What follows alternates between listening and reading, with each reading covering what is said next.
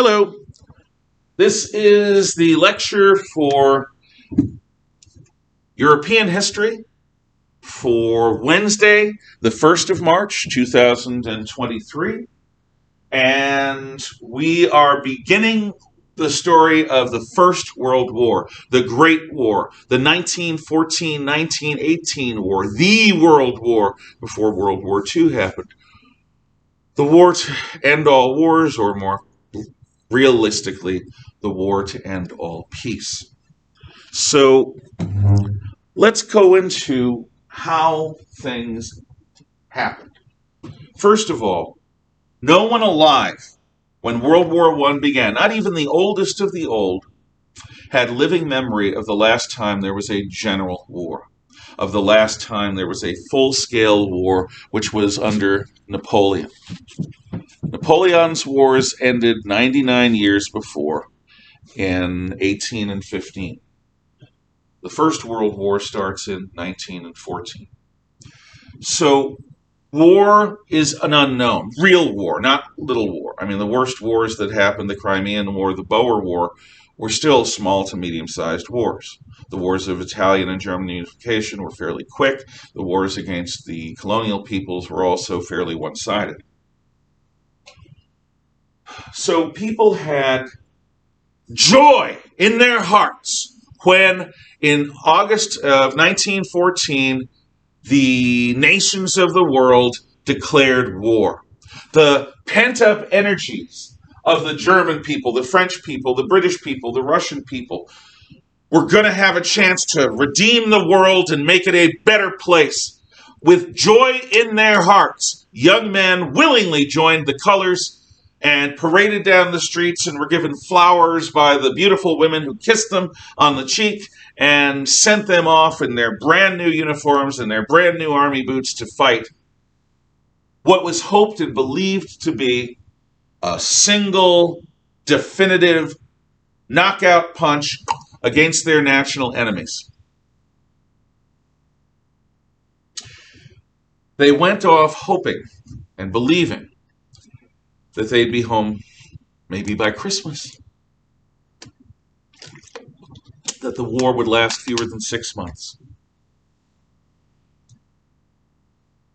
Now, when they thought about war, they didn't think about the realities of it.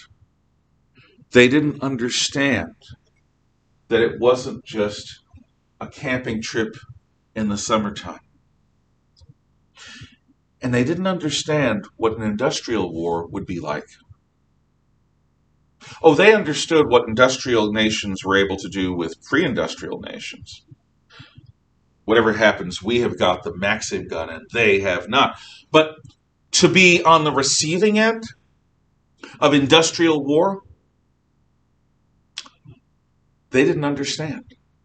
They didn't understand how the machine gun and how rapid-fire bolt-action rifles and how artillery had changed the nature of war. They still thought in Napoleonic terms. Heck, the French marched into battle in bright navy blue coats and bright, bright, bright scarlet trousers.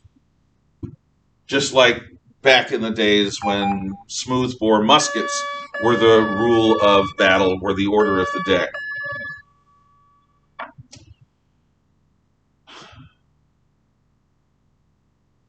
The joy that they felt was the joy of a man who has not yet been tested, but who wants to believe that he will be brave.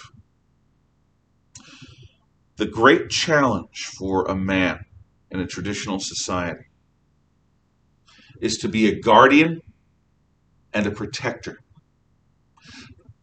to be a man of courage, to be able to overcome the natural, inevitable fear that any human person has when they're facing a deathly, dangerous situation.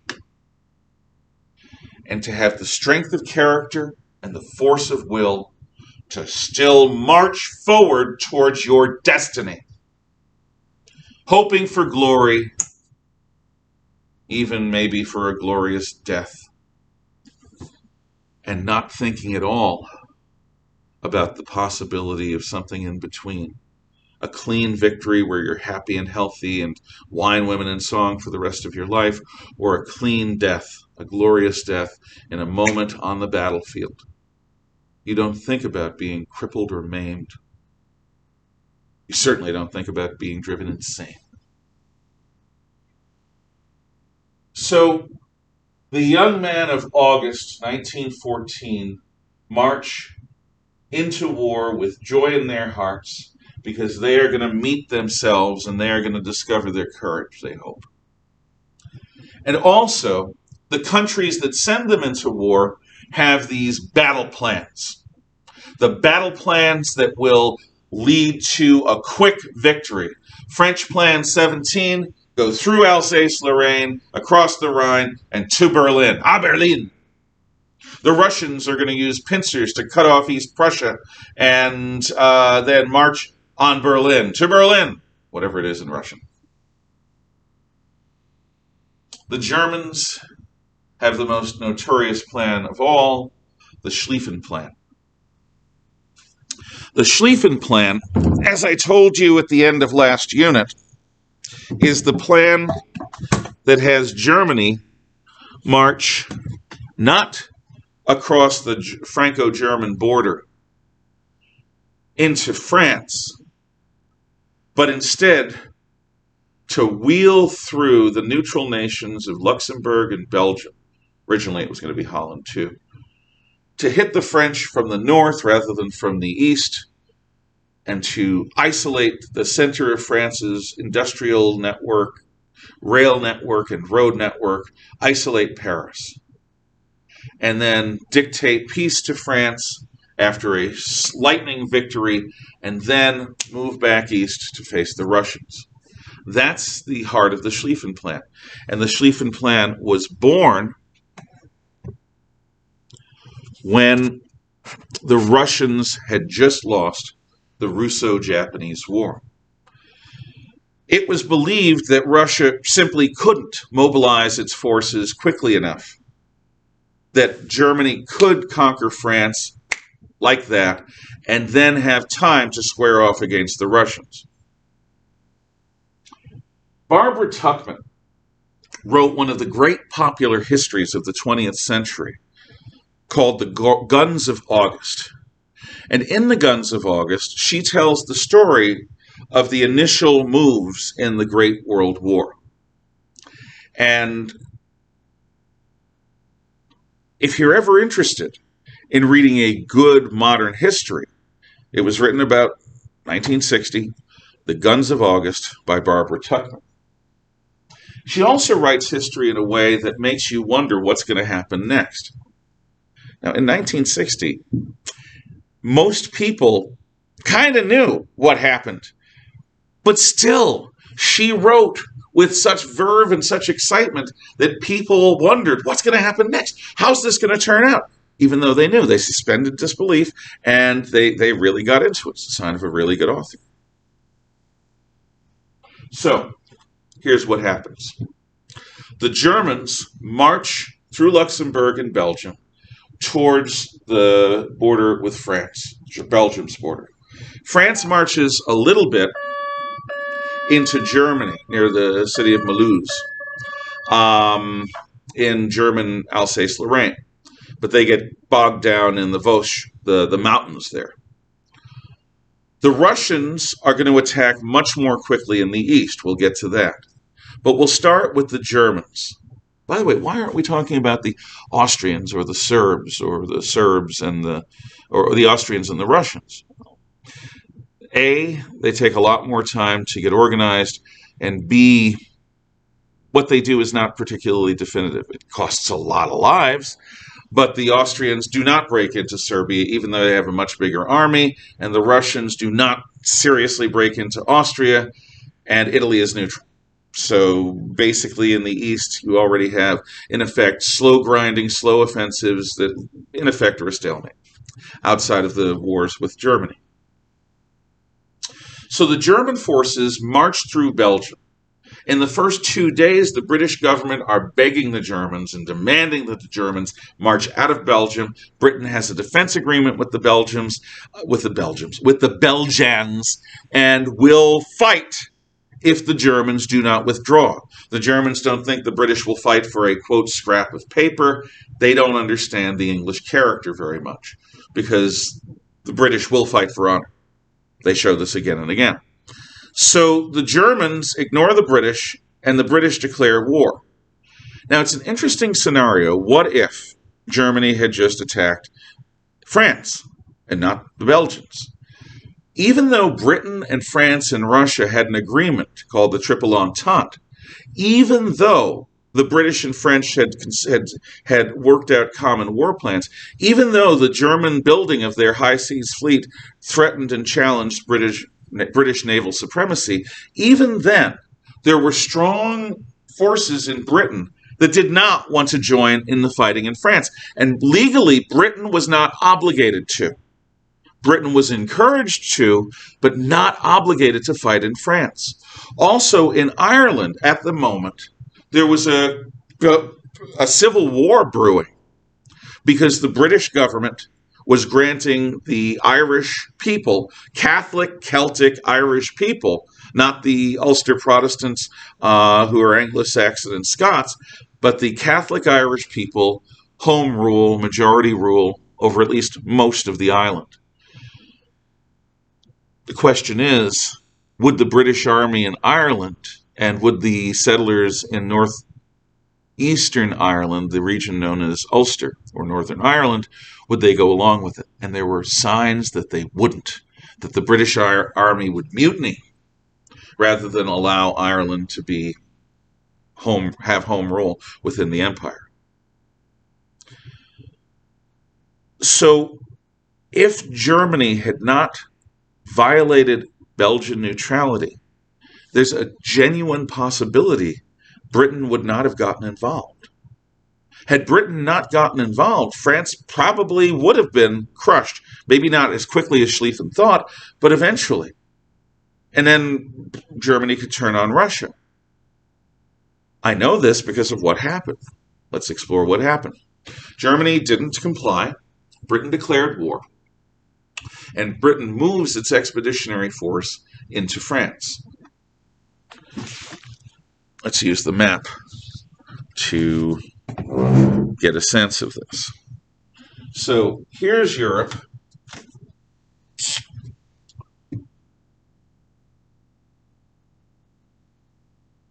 Here's Germany.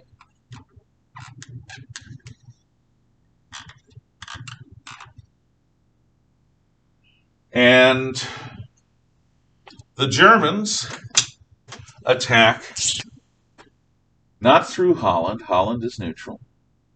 But they attack Paris, which is here, through Belgium with the intent of taking Paris out. This is their plan, to surround Paris and cut Paris off.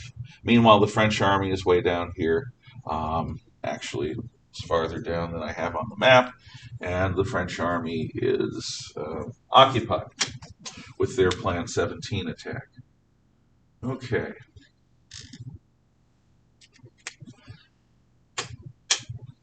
At first, the Belgian resistance is crushed really fast. Belgian resistance stiffens, though. But still, the Germans are advancing through Belgium.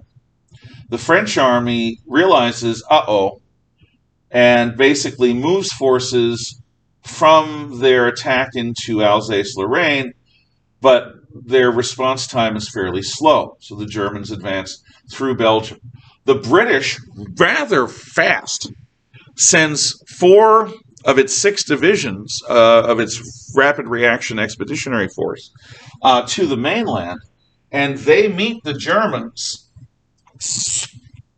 in Belgium. So the German attack plan is already frustrated by stiffening resistance from the French, from the Belgians, and from the British. At the Canal of Mons, British forces, for the first time, encountered German forces where the British are in strong enough numbers to actually do something other than the fighting retreat, at least an immediate fighting retreat. So the British line up on one side of the canal, and these soldiers are man for man and unit for unit the best in the world. The German soldiers are incredible. Some of the German equipment is superior. But the small volunteer army of the British Empire that Britain goes to war with in 1914, these are highly skilled professional soldiers. And at Mons, they lay out accurate rifle fire, rapid fire. It's called the Mad Minute. The Mad Minute is something that the British Army specializes in. It is using the particular characteristics of the short bolt of their Lee Enfield rifle. They're able to shoot, quickly operate the bolt, and shoot again. And the British are really, really, really good marksmen. They're also all volunteers, so they want to be there. They want to be soldiers. They're committed to it. German soldiers are well trained, but they're conscripts, they're draftees, and not all of them want to be there. And there are some German units that are really good, but the British Army is just splendid at this point. The Germans fall like wheat to a thresher, and they believe that they're up against concentrated machine guns, dozens and dozens of machine guns just in this small spot. No, it's not machine guns. It's accurate British rifle fire. So the British check the advance of the Germans, and then as the Germans continue, the British do a fighting retreat that's much slower than the German plan had. So the German plan to attack towards Paris is being slowed and stymied, especially on the area of the northern side of the attack. And it's the northern side of the attack that's going to surround the city of Paris, which I should put in a different color just so it's obvious where Paris is. Paris is here. So the German army is continuing to move towards Paris, but more slowly and not as strongly on the left. Meanwhile, what happens in East Prussia begins to really count. The Russians mobilize far more quickly than anyone suspects, and they attack into East Prussia from two pincers, from two different directions, to try to cut it off. And a lot of the richest Germans have their estates in that part of Germany. So what to do? Well, they demand that the army send units to fight them, despite the Schlieffen Plan, which says everything to the attack. The commander of the German military at this point is the nephew of the General von Moltke, who is the great hero of the German Wars of Unification. But this nephew is, well, he's got the job because of his name. And he compromises. Sometimes in life, you don't want to compromise. Sometimes compromise is fatal. So the German commander sends a corps, a giant army group, from the attack across Germany to meet the Russians. Here's the irony. It's not there to fight in the West where it's needed, and it doesn't get to the East in time before something decisive happens. The other thing that happens is that the Germans send two leaders. They send an old retired general named Paul von Hindenburg, and he has a chief of staff named Erich Ludendorff. And these two generals go east, and with the forces that are in East Prussia already, not the army corps that was sent to reinforce them, just with the forces there, the Germans win what is called the Battle of Tannenberg. And they push the Russians back to their own borders. The army group arrives too late to be of help, but it's still nice to have in the east. Meanwhile, in the west, there's a problem. In the west,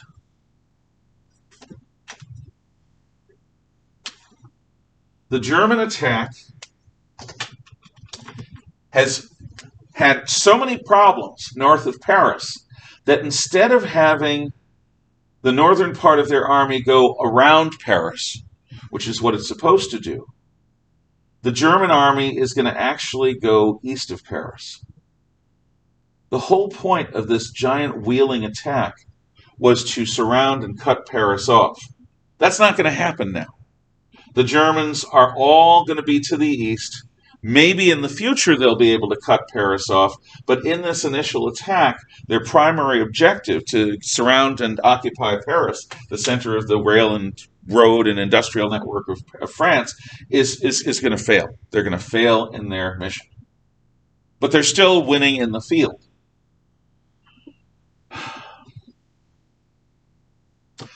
About a month into the war, the Germans suffer their first real defeat in the West. East of Paris, near the river Marne, M-A-R-N-E, the French army stiffens its resistance and pushes the Germans back. It's a battle that lasts 3 days. It's a battle that involves hundreds of thousands of men on both sides. It is a huge battle, bigger than anything fought in any war in Europe before this, except maybe the 1812 invasion of Russia. So the French bounce the Germans northward. They don't defeat the Germans, but they bounce the Germans northward. What then happens is called the race to the sea, where the Germans and the French try to get around one another before they both reach the coast. And if they get around, they assume they can attack from the rear. So there's this sort of grappling, wrestling going on. I'll put Holland's border in here so you don't have to worry about Holland. Okay. Here's Paris again. What eventually forms is a front that stretches from the North Sea to the Swiss border. This front is going to be fortified by both sides. Now, in one of the last battles that forms the front, there's the city just inside Belgium called Ypres. It's spelled Y-P-R-E-S. When I was a kid, I thought it was Ypres. I think the Belgians actually call it Ypres. But I've heard it, and I'm going to call it Ypres, which is what I think it is. At Ypres, right near the northern edge of the front that's forming between the Anglo-French Belgian armies in the west and Germany's army in the west, both sides are rushing in to try to take this town. On the German side is a unit of Bavarian soldiers. This is from South Germany, from near the city of Munich. One of those soldiers is a private Adolf Hitler. Hitler is there for the first Battle of Ypres, early in the war, in 1914. And most of his unit gets killed, but Hitler doesn't. The weird thing is that Hitler is not supposed to be there at all. Hitler's not German, he's Austrian.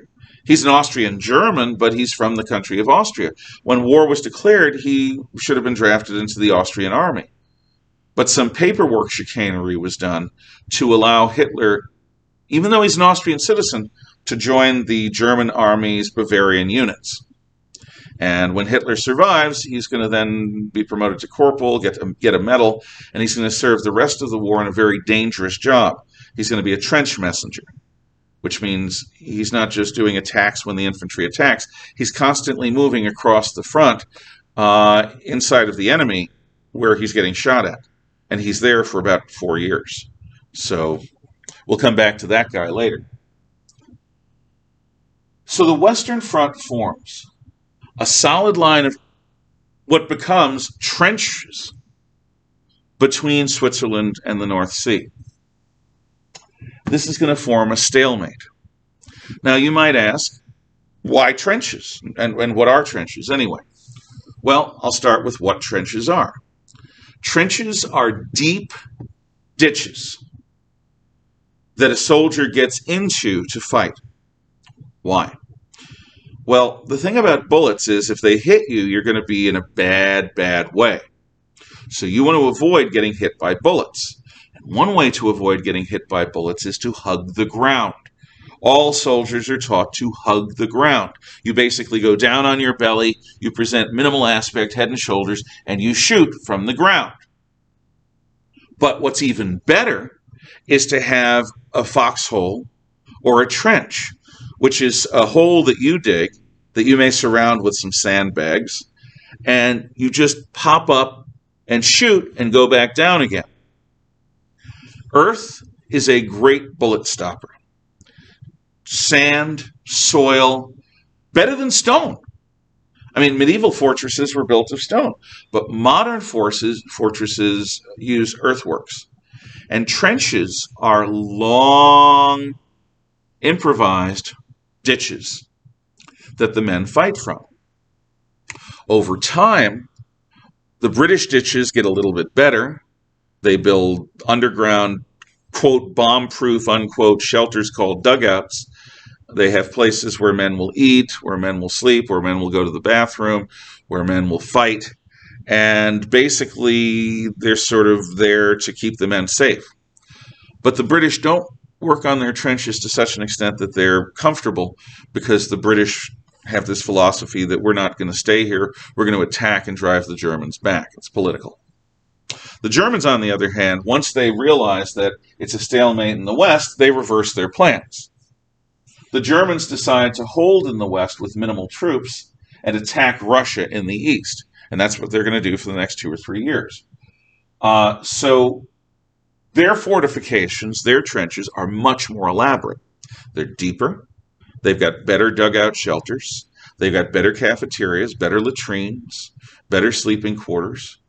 They've got a more intricate network of supporting trenches. They've got a deeper network of primary, secondary, tertiary, quaternary trenches. They've got barbed wire. The British have barbed wire. They've got mines. The British have mines. They've got machine guns. The British have machine guns. They've got grenades. The British have grenades. They've got flamethrowers. The British have flamethrowers. I could go on, but you get the idea. But the German fortifications are not built temporarily. They are built to last, because the Germans intend to hold this ground in Belgium and northern France that they have taken. And it's going to drive the British and French, wise guy, they're going to drive them nuts until the French and British can drive them out. So what these two lines of earthenwork fortifications, these two ditches do, is they create a stalemate, a situation of stalemate.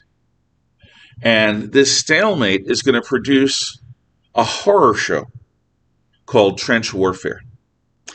Trench warfare is a particular kind of misery involving two lines of trench fortifications, involving no open ground. Every bit of ground in the no man's land between the lines of trenches is covered by machine guns, mortars, artillery. Every square inch of land. So if you attack, you're attacking across landmines, through barbed wire, through enemy artillery, enemy mortars, which are miniature artillery, like grenade artillery, through enemy machine guns, through enemy rifle fire. And if any of your troops get there, they've got to now fight their way into your trenches and drive you out. The defense has every advantage. And the details of this change. But in essence, before the development of tanks, before the innovation of German stormtroopers, which we'll talk about later in the war, what is done to attack these fortifications is human wave attacks. At first, the British even fixed bayonets and walked across no man's land in straight lines. At the Battle of the Somme in 1916, 2 years into the war, when the British should know better, close to 100,000 men die in a single day. The bodies pile up like cordwood. Don't attack a machine gun nest in a frontal assault with guys walking with fixed bayonets in a straight line. It's a bad idea. And the people who ran the armies should have known it. and some did know it, and some did try alternatives. But in the end, there was always some kind of big push on where you gamble that your side has more chests than the enemy has bullets. Trench warfare is a particular kind of hell that is going to echo down through the ages since then. I heard a discussion yesterday, I think in my study lab, between two historically literate students who were saying, well, if a war started now between us and the Chinese communists, it would be better than World War I because at least there wouldn't be trench warfare. A, we don't know that.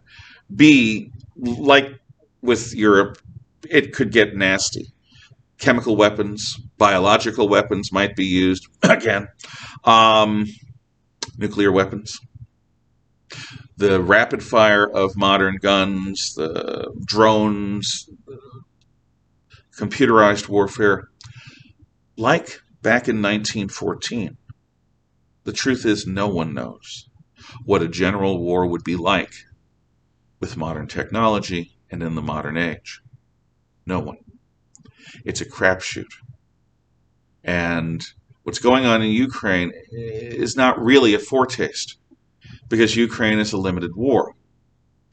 If China goes after Taiwan and we get involved, or if there are other kinds of unforeseen events, it could get very bad very quickly worldwide. We don't know. So there is a giant unknown for people who've been at peace for a long time, which we have since 1945. We've had small and medium wars, but we haven't had a large one. Not since 1945. Let's see. That's 80 years ago? About? There are a few people alive, like my mother-in-law, who remember World War II. She was a young woman during it. But not many. Korea and Vietnam were horror shows, but they were small or medium-sized wars. So's the War on Terror. No one alive, except the really, really, really old, knows what a full-scale general war would be like. And like the people of 1914, the likelihood is that what we expect won't happen. Both sides will have surprises. There'll be unexpected events. There's an old saying that no battle plan survives contact with the enemy. Well, that's true. And it's absolutely going to be true in the next war, whenever, God forbid, it starts. So, like the people of 1914, we might think we understand what war is going to be like. We don't. And we won't. And the degree of shock that was experienced by the young men who went off to war when they experienced their first battles, when they received artillery fire, mortar fire, machine gun fire, when they dug these trench lines, the palpable shock and trauma shook them to their core.